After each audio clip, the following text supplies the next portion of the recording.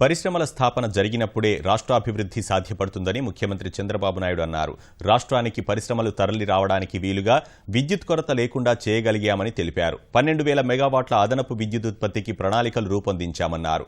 నెల్లూరు జిల్లా పర్యటనలో భాగంగా లేగుంటపాడులో గమేస కర్మాగారాన్ని ముఖ్యమంత్రి చంద్రబాబు ప్రారంభించారు. పవన విద్యుత్కు సంబంధించిన విడి పరికరాల తయారీకి గమేస కర్మాగారాన్ని ఏర్పాటు చేశారు. విడి పరికరాల తయారీ కేంద్రం ప్రాజెక్టు వ్యయం 1,000 కోట్ల రూపాయలు కాగా మొదటి విడతగా 500 కోట్ల రూపాయలతో విడి పరికరాల కర్మాగారం నిర్మాణం చేపట్టారు. పెద్ద ఎత్తున అభివృద్ధి జరగాలి అంటే మన పిల్లలకు ఉద్యోగాలు రావాలంటే ఇండస్ట్రీస్ పెద్ద ఎత్తున రావాల్సిన అవసరం ఉంది. ఒకప్పుడు మీరు చూస్తే పెద్ద ఎత్తున అన్ని సమస్యలే.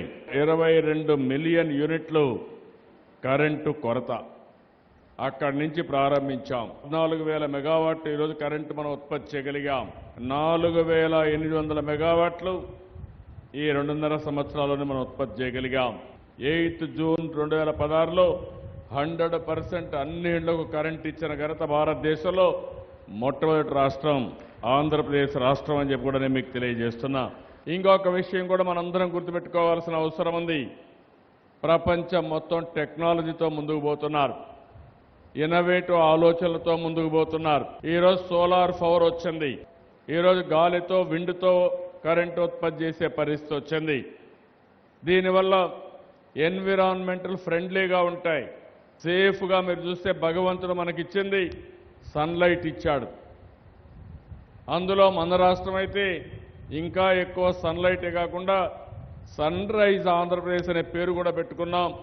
సన్ రైజ్ ఆంధ్రప్రదేశ్లో పూర్తిగా కరెంటు ఉత్పత్తి చేసుకోవాల్సిన అవసరం ఉంది. మొట్టమొదటిసారిగా భారతదేశంలో పోయిన సంవత్సరం చూస్తే వ్యాపారానికి అనుకూలమైన రాష్ట్రాల్లో నెంబర్ 2గా ఉన్నాం. ఈ సంవత్సరం ఈజ్ ఆఫ్ డూయింగ్ బిజినెస్లో భారతదేశంలో నెంబర్ 1 రాష్ట్రం ఏదంటే దానికి కేర్ ఆఫ్ అడ్రస్ ఆంధ్రప్రదేశ్. ఈరోజు కొంతమంది ఆలోచిస్తారు మేము ల్యాండ్ ఇవ్వమని, కొంతమంది ఆలోచిస్తారు లేనిపోని అన్రెస్ట్ క్రియేట్ చేస్తూ. దానివల్ల నష్టపోయేది మనమే నష్టపోతాం.